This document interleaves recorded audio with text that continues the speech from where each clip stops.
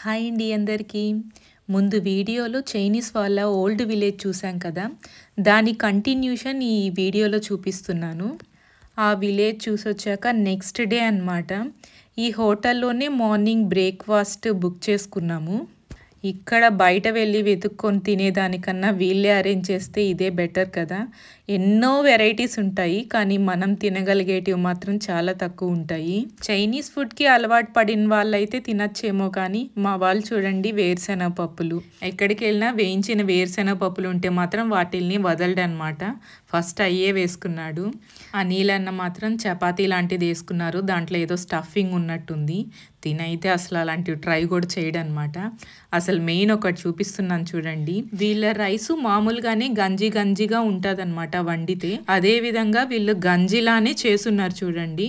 ఇంకొకటి ఏంటంటే ఎల్లోగా చూపించా కదా, అది కొర్రలు, అది కూడా గంజిలాగా చేసున్నారు. ఇంకా వీళ్ళకు మార్నింగ్ సెక్షన్లో డంప్లింగ్స్, ముందు చూపించినవి డంప్లింగ్స్ అనమాట.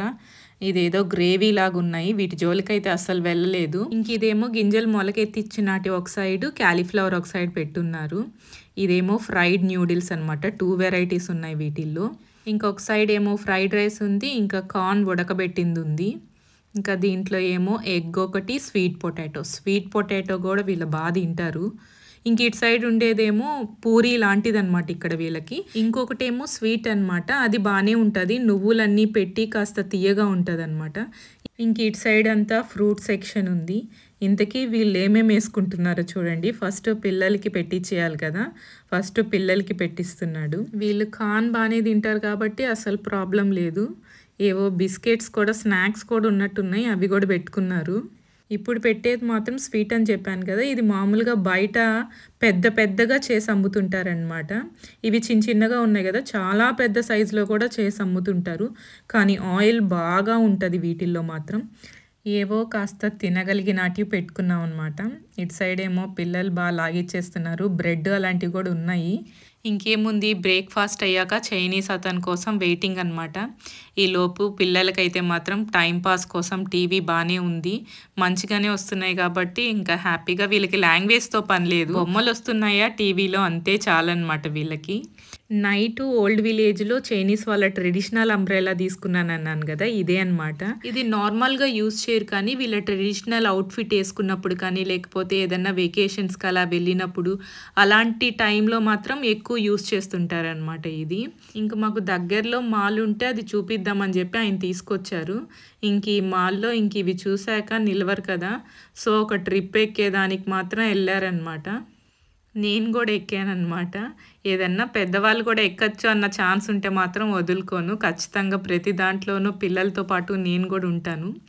కింద అలా ఒకటి ఉంది, పైన కూడా అలాంటి మోడల్లో ఇంకొకటి కూడా తిప్పుతున్నారనమాట.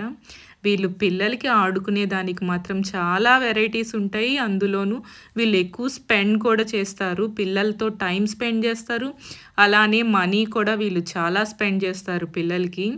ఈ డాల్స్ చూడండి ఎంత బాగున్నాయో, పిల్లలకన్నా ఒక రకంగా ఇలాంటి డాల్స్ కొనేదానికి నేనే ఇంట్రెస్ట్ చూపిస్తాను. చాలా బాగున్నాయి కదా. ఒక డాల్ అయితే చాలాసేపు వెతికి ఒక డాల్ అయితే తీసుకున్నాము. చూడ్డానికేమో అన్నీ బాగున్నాయి, కానీ అన్నీ కొనుక్కోలేం కదా, సో అందుకోసం ఫైనల్గా ఒక డాల్ అయితే తీసుకున్నాము.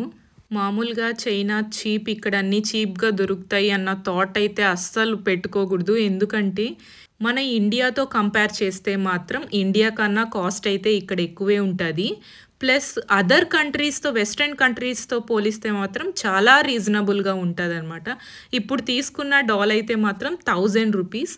ఆ 2 నాకు పెద్ద ఐడియా లేదు, ఆ డాల్ మాత్రం బాగా గుర్తుంది, 1000 రూపీస్ అనమాట ఆ డాల్ మాత్రము. కానీ ఆఫ్లైన్ కన్నా ఆన్లైన్లో మాత్రం మనకు తక్కువ కాస్ట్కే దొరుకుతాయి. ఒక రకంగా కొన్ని అయితే నియర్లీ ఇండియన్ కాస్ట్ అనిపిస్తాయి, కొన్ని ఇంకొంచెం ఎక్కువ ఉంటుంది అనమాట. రిమోట్ కార్ ఒకటి తీసుకున్నాం అనమాట. చైనీస్ వాళ్ళకి ఒక చిన్న బాబు ఉన్నాడు, వాళ్ళని కలిసేదానికి వెళ్తున్నాం, సో అందుకోసం ఆ కార్ వాడి కోసం అని తీసుకున్నాము. వీళ్ళు మమ్మల్ని లంచ్కి ఇన్వైట్ చేశారు. బాగా కష్టపడి మ్యాక్సిమం వెజ్జే ఉండేటట్టు చూసారనమాట. పాపం వాళ్ళు కూడా నాన్ వెజ్ పెట్టుకోలేదు మా కోసం. అది మేబీ సాటర్‌డే అనుకుంటా మేమిక్కడికొచ్చింది. ఇంక అందుకని కొంచెం కూడా ఈవెన్ నాన్ వెజ్ వాళ్ళ కోసం కూడా ఆర్డర్ చేసుకోలేదనమాట. మొత్తం వెజిటేరియనే ఆర్డర్ చేశారు. పాపం వాళ్ళ పిల్లలకు కూడా కష్టమై ఉండొచ్చేమో. కానీ వెజిటేరియన్ మాత్రం సూపర్బ్ అని చెప్పాలి. చాలానే ట్రై చేస్తున్నాం బయట చైనాలో. కానీ ఈ ఫుడ్ మాత్రం చాలా బావుంది. ఇంక అక్కడి నుంచి వాళ్ళ విలేజ్‌కి తీసుకెళ్లారు. అది వాళ్ళు ఉన్న టౌన్‌కి చాలా దగ్గరే అనమాట. ఇక్కడ విలేజెస్ అయితే చాలా పీస్‌ఫుల్‌గా ఎంత బావుంటాయంటే అంత బావుంటాయి. ఇండివిడ్యువల్ హౌసెస్ కట్టుకుంటారు. ఇంకా చుట్టుపక్కల వాళ్ళు మాట్లాడుకోవడం ఇదంతా సేమ్ మన ఇండియన్ లానే అనిపిస్తది. కానీ వీళ్ళ ఇండివిడ్యువల్ హోమ్స్ ఏంటంటే 3 ఫ్లోర్స్ మ్యాక్సిమం ఖచ్చితంగా పెట్టుకుంటారనమాట.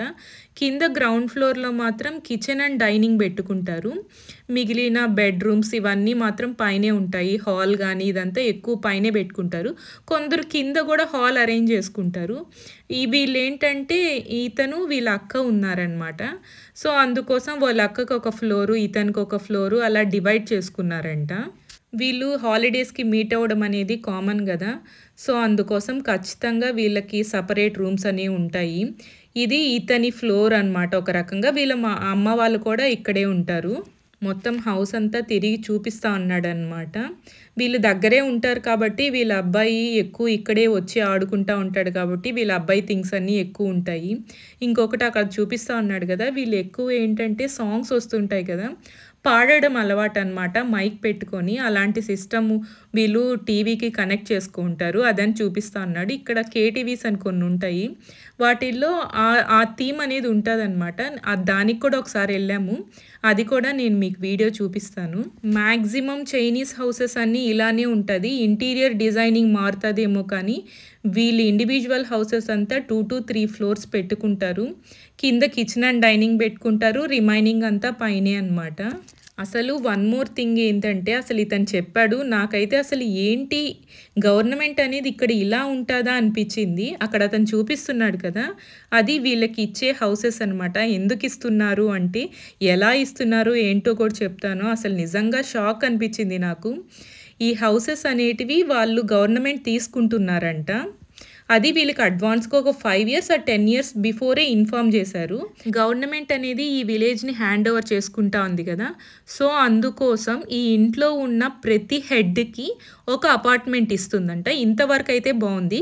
ఎలా ప్రతి హెడ్‌కి అంటే ఇప్పుడు వీళ్ళ అమ్మా నాన్నకి 2 అపార్ట్మెంట్స్ చెరొకటి అనమాట. ఇతనికి ఒక అపార్ట్మెంట్, ఇతని వైఫ్‌కి ఒక అపార్ట్మెంట్. అలానే వాళ్ళ అక్క ఉంది కదా! వాళ్ళ అక్కకి వాళ్ళ భర్తకి అపార్ట్మెంట్ వస్తది. అందులోనూ వీళ్ళ పిల్లలున్నారు కదా! వీళ్ళ పిల్లలకి కూడా చెరొక అపార్ట్మెంట్ అంట. నాకు అసలు అర్థం కాలేదు. ఏంటసలు నిజమేనా అంటే బయట ఇంకెవరన్నా మనం టాక్ విని చెప్పామంటే అది ఒక రకము.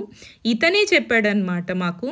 ఇలా గవర్నమెంట్ అనేది ఇదైతే తీసుకుంటుంది. వీళ్ళకైతే ఖచ్చితంగా బాధగానే ఉంటది. ఎందుకంటే ఇప్పుడు చూడండి కింద కూర్చొని అందరూ హ్యాపీగా కబుర్లు చెప్పుకుంటూ ఉన్నారు. అపార్ట్మెంట్‌లోకి వెళ్ళామంటే అలాంటి సిస్టమ్ అనేది చాలా వరకు తగ్గిపోతది కదా! కానీ వాళ్ళు బాధపడకుండా ఉండడానికో మరి దేనికో గానీ చూడండి ఎంత అసలు ప్రతి ఒక్కరికి ఒక్కొక్క అపార్ట్మెంట్ అనేది ఇంట్లో పిల్లలకి ఇస్తున్నారంటే ఓకే. వాళ్ళ పిల్లలకు కూడా ఇస్తున్నారు అంటే అసలు ఇక్కడున్న గవర్నమెంట్ అయితే చాలా బాగుందనే చెప్పాలి. మా పర్సనల్ ఎక్స్‌పీరియన్స్ ఏంటంటే పీహెచ్‌డీ చేస్తే ఇక్కడ వాళ్ళకి గవర్నమెంట్ అనేది హౌస్ తీసుకునేదానికి అమౌంట్ అనేది ఇస్తది. ఈవెన్ డిగ్రీ చేసిన వాళ్ళకి కూడా ఇస్తదనమాట. అంటే ఒక్కొక్క క్యాడర్‌కి ఒక్కొక్క అమౌంట్ ఉంటదనమాట. 20 lakhs, 40 lakhs, 60 lakhs కొన్ని ఏరియాస్‌లో 1 crore కూడా ఇస్తదంట. మేమున్న ఏరియాలో మాత్రం 60 lakhs వరకే మ్యాక్సిమం కాబట్టి అలా ఇచ్చిందనమాట. కాకపోతే మేమేంటంటే మేము ఎక్కడికన్నా ఇంకొక ప్లేస్‌కి షిఫ్ట్ అయితే ఆ హౌస్‌ని అమ్మేసుకోవాలి. మేము ఇంకొక న్యూ ఏరియాకి వచ్చిన తర్వాత కూడా మళ్ళీ ఆ ప్రోగ్రామ్‌లో సెలెక్ట్ అయ్యాం. ఇంకా సేమ్ అనమాట. మనం కొనుక్కునే పనైతే గవర్నమెంట్ అనేది మనీ ఇస్తది.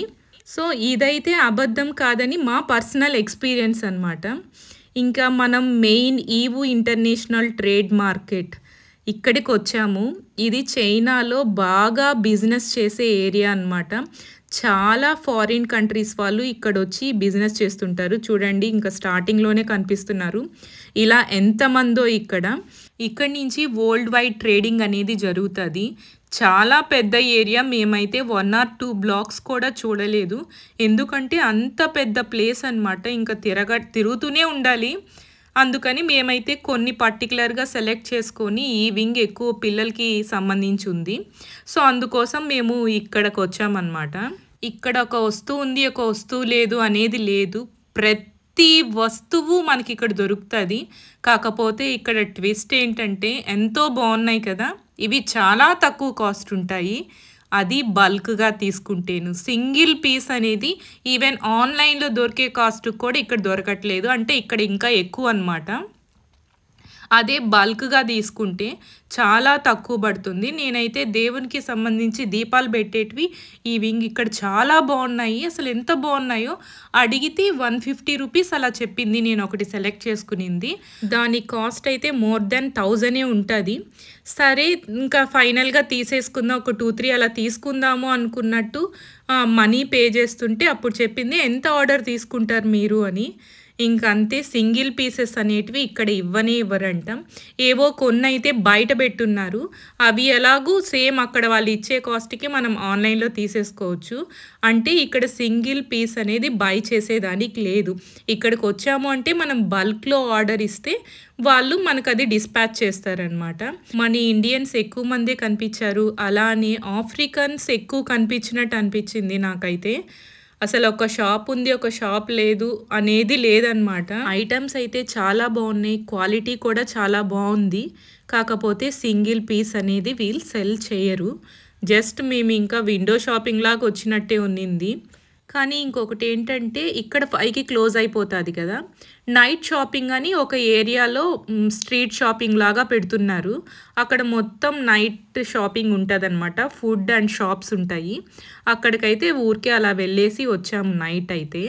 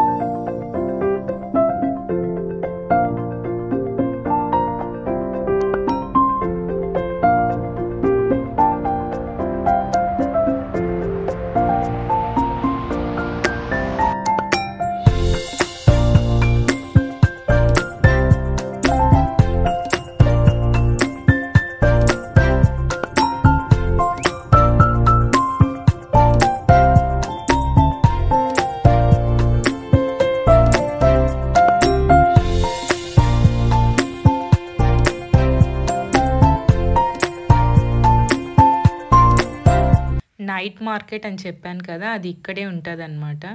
ఇంక ఇక్కడ బయట మామూలుగా టెంట్స్ పెట్టుకొని షాప్స్ ఉంటాయి. ఇక్కడ రబ్బర్ బ్యాండ్స్ ఉన్నాయి కదా, 10కి 4, 10కి 3 అని రాసున్నారు. ఇక్కడ 10 yuan అంటే 100కి, 100కి 3, 4 అంటే చూడండి మనకు ఒకటి ఎంత పడుతుందో. 5 yuanకి 4 అంటే నార్మల్ రబ్బర్ బ్యాండ్స్ ఏమో 5 yuanకి 4 అని పెట్టున్నారు. సో ఇక్కడ కూడా తక్కువేం లేదు కంపేర్డ్ టు ఆన్లైన్. కాకపోతే ఈ షర్ట్స్ కాస్త తక్కువ అనిపించింది. ఒక షర్ట్ 20 yuan అలా పెట్టున్నారు.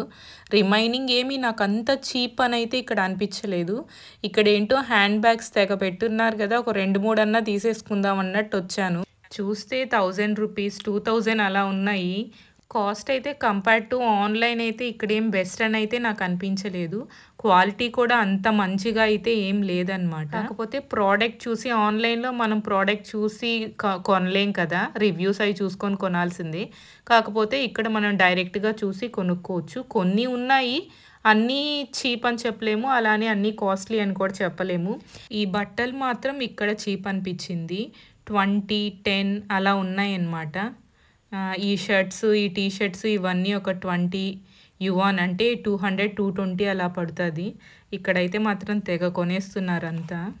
మొత్తానికి చైనాలో ఫారినర్స్ ఇక్కడ మాత్రం చాలా కనిపించారు. మనకు షాంఘైలో బాగా కనిపిస్తారనమాట. ఆ తర్వాత నేను ఇక్కడే చూడడము. మామూలుగా మేమున్న ప్లేసెస్లో పెద్దగా కనిపించరు. పెద్దగా అంటే చాలా తక్కువనే చెప్పాలి. ఇక్కడైతే మాత్రం చాలా మందిని చూశాను. అలానే మన ఇండియన్స్తో కూడా మాట్లాడామన్నమాట. వీళ్ళు కొన్ని ఇయర్స్ నుంచి ఇక్కడి నుంచి బిజినెస్ అనేది చేస్తున్నారంట. బట్టలు కానీ మేము చూసిన వాళ్ళు బట్టలు బిజినెస్ చేస్తున్నారంట. ఈవెన్ నెల్లూరు అని చెప్తే నెల్లూరులో కూడా మా కస్టమర్స్ ఉన్నారని చెప్పారు. మామూలుగా వీళ్ళ బిజినెస్ అంతా 9కి అంతా కంప్లీట్గా క్లోజ్ అని చెప్పాలి. అలాంటిది ఇది 11 వరకు ఉండేటట్టుంది ఇక్కడ. అండ్ ఇక్కడ నేను చూసిన ఫుడ్ ఐటమ్స్ అంతా నేను ఒక షార్ట్లా చేసి పెట్టాను. ఎప్పుడూ చూడని ఫుడ్ ఐటమ్స్ మాత్రం ఇక్కడ చూశాను. ఎప్పుడు స్నేక్స్ అలాంటివి నేను చూడలేదని చెప్తుంటాను కదా, అలాంటివి ఇక్కడ అసలు చాలా కనిపించాయి. అదంతా ఒక చిన్న షార్ట్ వీడియోగా తీసి పెట్టాను. ఇంకొక ఐటమ్ అయితే పెట్టి తీసేశాను. నాకే అది ఎలానో అనిపించింది. ఇక్కడ నేనైతే పిల్లలకి డ్రెస్సెస్ అయితే తీసుకున్నాను. కొంచెం రీజనబుల్ కాస్ట్ అనిపించింది డ్రెస్సెస్ అయితే. ఆ వీడియో అయితే నేను తీసినట్లేదు, ఎందుకంటే అప్పటికే మేము చాలా బాగా అలిసిపోయాము. సో అందుకోసం తీసే ఓపిక కూడా లేదు. వచ్చాం కదా పిల్లలకి ఏదన్నా తీసుకుందామని కొన్ని పిల్లలకి మాత్రం తీసుకున్నాను అనమాట. ఇక్కడికి కూడా మేము లాస్ట్ ఇయర్ 2023 అక్టోబర్ ఆ టైంలో వెళ్ళాము. కాకపోతే నాకు అప్లోడ్ చేసేదానికి కాస్త టైం పట్టింది. నెక్స్ట్ డే కూడా ఉన్నామన్నమాట ఇక్కడే. సో ఇక్కడ కొన్ని షాప్స్ ఊరికే వచ్చాం కదా, చాలా రోజుల నుంచి ఇది చూద్దామని అనుకుంటా ఉన్నాం ఈ మార్కెట్ ప్లేస్. ఎందుకంటే వరల్డ్ వైడ్ ట్రేడింగ్ ఇక్కడ నుంచి జరుగుతూ ఉంటుంది కాబట్టి ఒకసారి చూద్దాం అన్నట్టు వచ్చాము. ఎవరైనా బిజినెస్ చేయాలి అంటే మాత్రం ఇది చాలా బెస్ట్ ప్లేస్ అన్నమాట చైనాలో. ఇక్కడ మనకు బల్క్గా తీసుకుంటే మాత్రం చాలా ప్రాఫిటబుల్. మేబీ ఇన్వెస్ట్మెంట్ కూడా ఎక్కువ చేయాల్సి ఉంటుందేమో, కానీ ఒక వెరైటీ ఉంది ఒక వెరైటీ లేదు అనే దానికి లేకుండా అంతా బాగున్నాయి ఇక్కడ. ఇప్పుడు నేను ఇందాక మీకు చూపిస్తా అనేది గ్లాస్ క్లీనింగ్ అనమాట. సో బయట క్లీన్ చేసుకునేదానికి ఇబ్బంది కదా, వీళ్ళు ఎక్కువ గ్లాసెస్ యూస్ చేస్తుంటారు. సో దానికోసం అది డిజైన్ చేసినట్టున్నారు. ఈ షాప్లో ఏమో కత్తులు, కొడవళ్ళు అలాంటివి ఉన్నాయి. అంటే ఫార్మింగ్కి సంబంధించిన టూల్స్ ఉన్నాయన్నమాట. అంటే హెవీ టూల్సే కాదు, వీళ్ళు ఎక్కువ ఇళ్ళ దగ్గర కూడా ఫార్మింగ్ చేస్తుంటారు. వాటికి సంబంధించింది అన్నట్టు అనిపించింది.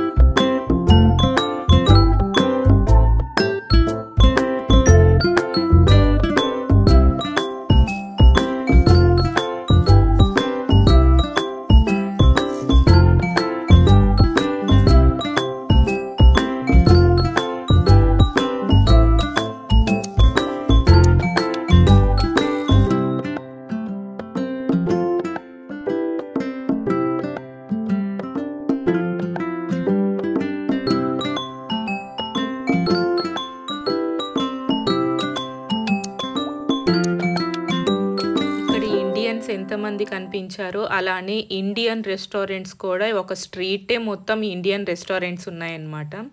ఇక్కడ సెటిల్ అయిన వాళ్ళు కూడా చాలామంది ఉన్నారు. సో ఇండియన్ ఫుడ్ తిందామని చెప్పి ఇంకా ఇటు వచ్చాము. మేము వెళ్ళిన ఏరియానే కాదనమాట, ఇక్కడ ఇంకా చాలా షాప్స్ ఉన్నాయి.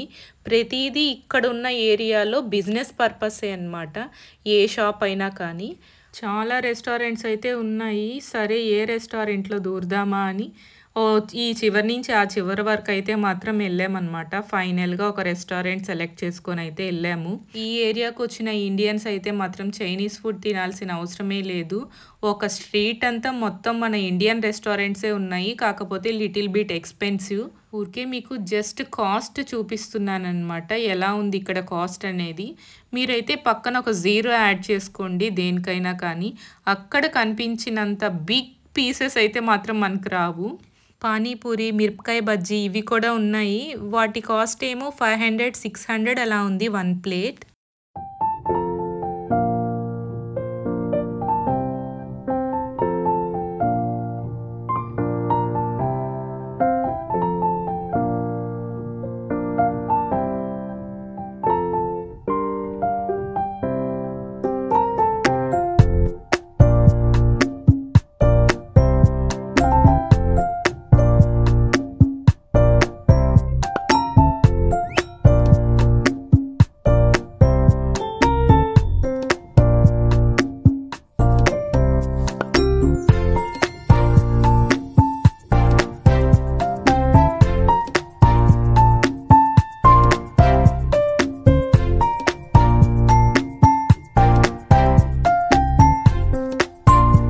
మేమైతే 3 టైప్స్ ఆఫ్ బిర్యానీ ఆర్డర్ చేసాము.